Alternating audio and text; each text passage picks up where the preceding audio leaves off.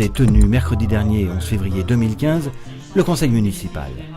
On a vivement débattu sur le budget de la ville pour l'année 2015. On a parlé également de qualité de vie, de solidarité avec le CCAS, de valorisation du patrimoine, du développement du territoire et notamment de la désignation des membres du jury du concours lancé pour la réalisation du complexe sportif du quartier Louvois, qui d'ailleurs a été l'objet de quelques remous. Et pour finir, on a commenté un projet de transport sur câble. Monsieur Duvard, le conseil vient de se terminer. On a voté le budget. Déjà gros morceau. Qu'est-ce que vous avez à nous dire sur le budget ? Effectivement, le budget primitif pour cette année 2015 vient d'être voté. Nous, notre groupe Innovons pour Vélizy n'a pas voté pour ce budget, mis à part pour les subventions aux associations et à l'ONU que nous soutenons pleinement. Les raisons principales pour lesquelles nous avons voté contre le budget sont assez simples. D'une part, c'est une question de vérité sur l'ensemble des recettes de la ville qui n'a pas vraiment à se plaindre par rapport aux dotations globales de l'État qui sont pour rappel de 11 millions pour la ville. Une ville comparable ne touche que 7 millions d'euros par an. La ville a la chance d'avoir une fiscalité des entreprises grâce à Innovel Park et à Vélizy 2 très très forte et donc est une ville qui est riche avec un budget de plus de 80 millions d'euros. Tout ceci pour dire que ça ne justifie pas des baisses de budget massives, notamment au détriment des plus démunis. Et je regrette que le budget du CCAS ait été amputé de 100 000 euros et même que le budget des associations ait été réduit de près de 90 000 euros. Enfin, il y a un certain nombre de projets d'investissement que nous ne soutenons pas, notamment par rapport au prix de Louvois, au prix éventuel de la réhabilitation du Mail et enfin à l'hôtel de police qui trouvera lieu, qui sera accueilli dans l'ancienne mairie. Nous aurions préféré que cette ancienne mairie soit utilisée pour faire une maison de quartier ou une maison de jeunes. Alors on parle de financement et dans le budget qui nous est proposé, on vous a proposé de participer à une commission pour le futur centre sportif. Comme je l'ai dit en séance, nous accueillons bien évidemment très favorablement cette ouverture qui permettra une représentation de l'ensemble des sensibilités politiques, mais également une représentation en fonction des engagements de chacun dans la vie associative. Il est vrai que je regrette profondément l'attitude du groupe EPV qui a voulu respecter les règles à la lettre, alors que la proposition formulée par Monsieur le maire, Pascal Thévenot, ne changeait en rien l'équilibre au niveau des votes et donc que la proposition qui était faite par Monsieur le maire était tout à fait équilibrée et permettait un pouvoir de vote égal, enfin du moins représentatif par rapport aux différents groupes. Dans ce conseil municipal, on a aussi parlé de la transport par câble, qu'on peut appeler un téléphérique. Vous en pensez quoi de cette idée, de ce projet éventuel ? Écoutez, vous savez que le transport est l'un de mes sujets de préoccupation majeure. C'est un thème que j'avais beaucoup abordé lors de la campagne municipale de 2014. Je suis convaincu que les transports en commun sont le meilleur moyen pour faire aussi de la justice sociale, puisque tout le monde n'a pas forcément les moyens. Et donc, toute initiative pour développer les transports en commun est bien évidemment accueillie avec beaucoup d'enthousiasme par notre groupe. J'espère que les études pourront être menées sur ce projet de téléphérique et que cela aboutira sur des résultats coût-bénéfice qui seront positifs pour avoir éventuellement un investissement qui, il faut le rappeler, sera dans ce cas-là au niveau du STIF et principalement au niveau de la région. Dans les questions diverses, vous nous avez parlé de la CEMIV.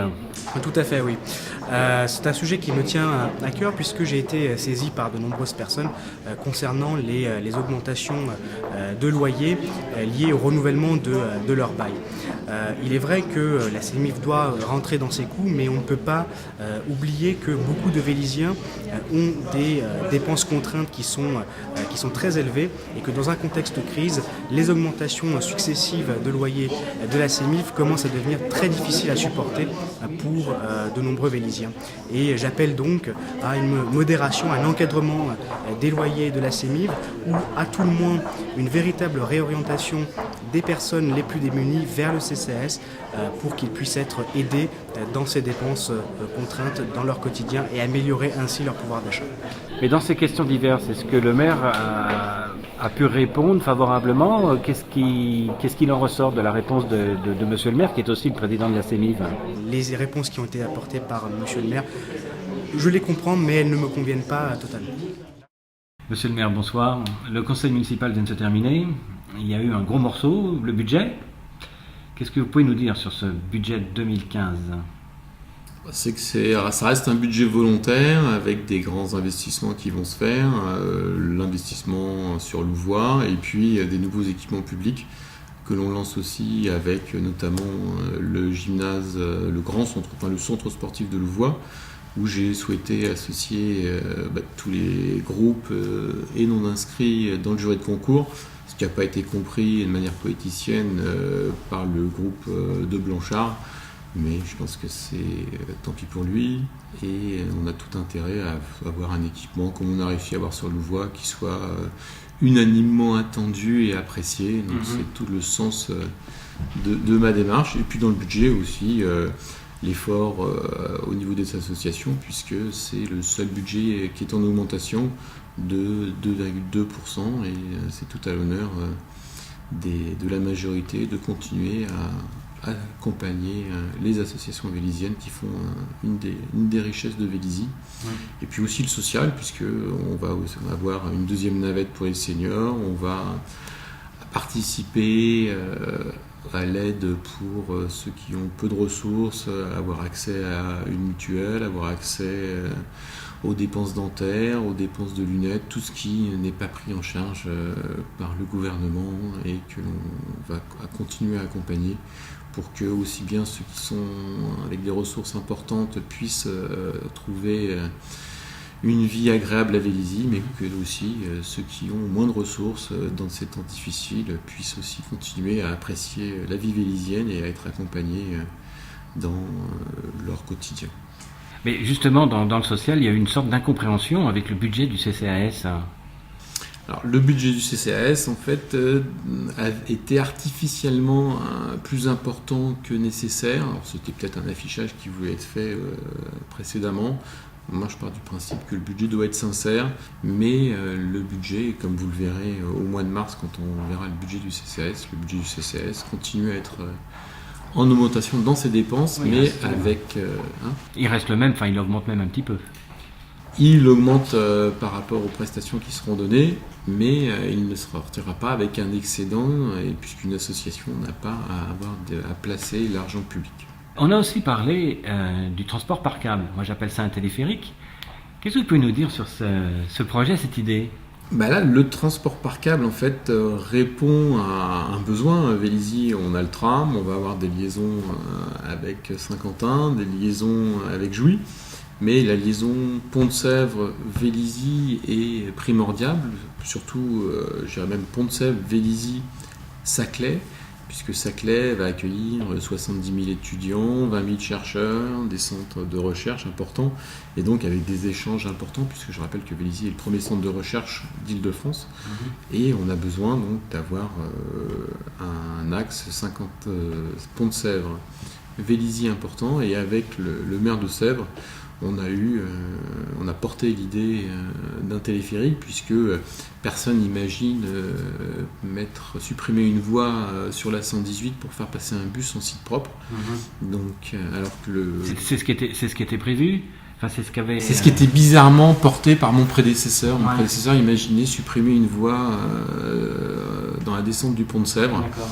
Ce que personne n'imagine, c'est déjà totalement saturé. Et là, en fait, avec un investissement abordable, puisque ça serait une liaison Pont-de-Sèvres-Vélizy qui tournerait autour de 35 millions d'euros, et avec entre 7 000 et 8 000 passagers à l'heure. Et c'est pas utopique, c'est parce qu'en fait, on s'est aperçu qu'il y a un gros développement de téléphériques à l'étranger. Vous avez New York, vous avez Medellín. Vous avez, même en France, maintenant 2 projets importants qui sont assez proches, qui vont être lancés. Le projet à Créteil qui est lancé, et un autre projet financé sur Brest Vos projets avancent. Vous vous tenez au programme qui était développé pour les Vélisiens pendant les élections. Là, on tient la ligne qui a été fixée.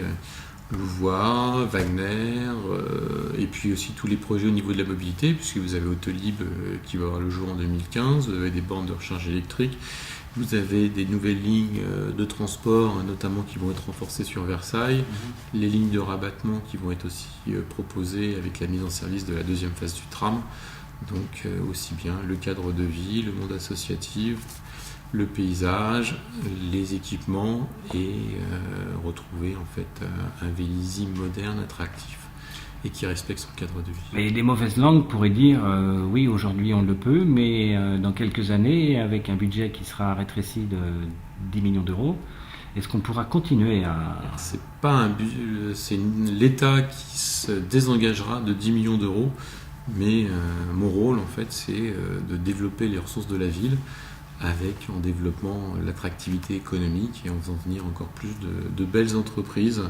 et des transports modernes. Donc je pense que si on a les transports, on aura les entreprises, et si on a les entreprises, on pourra continuer à avoir un développement aussi bien au niveau des services à la population, des équipements performants. Donc la première étape, c'était d'échapper à la métropole du Grand Paris, ça s'est fait. Donc maintenant qu'on a tous les atouts pour nous, c'est de continuer à développer les ressources financières de la ville qui nous permettent de maintenir ce niveau de service, même si on a un désengagement conséquent, parce que le budget qu'on a voté, il est autour de 70 millions aujourd'hui, et l'État va nous retirer 10 millions, puisque l'État se désengage totalement des collectivités territoriales, puisque les économies qu'il ne sait pas faire dans son budget, il les fait supporter aux agglomérations et aux collectivités. D'accord. Alors j'avais une question à vous poser. Vous qui êtes un chef d'entreprise, une mairie, ça se gère comme un chef d'entreprise ? Oui, et d'ailleurs, tous les interlocuteurs que j'ai me considèrent comme un maire atypique, mais ce qui me fait assez plaisir, je passe par a priori pour quelqu'un qui sait ce qu'il veut, mais qui sait aussi décider, et donc ça marche, oui, comme une entreprise, et au niveau même de la gestion des ressources humaines, je l'amène en améliorant aussi les conditions des salariés, puisque là, on va aussi financer une prévoyance, voire un accès à une mutuelle. On va aussi accompagner les salariés dans la formation, dans leur progression.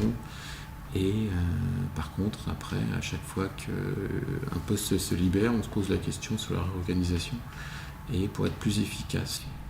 Donc on reste une ville à taille humaine, innovante à taille humaine. J'aime bien dire une ville familiale, agréable, avec un fort potentiel économique, et je pense que c'est ce qui doit nous caractériser. D'accord. Je vous remercie, monsieur le maire. Merci.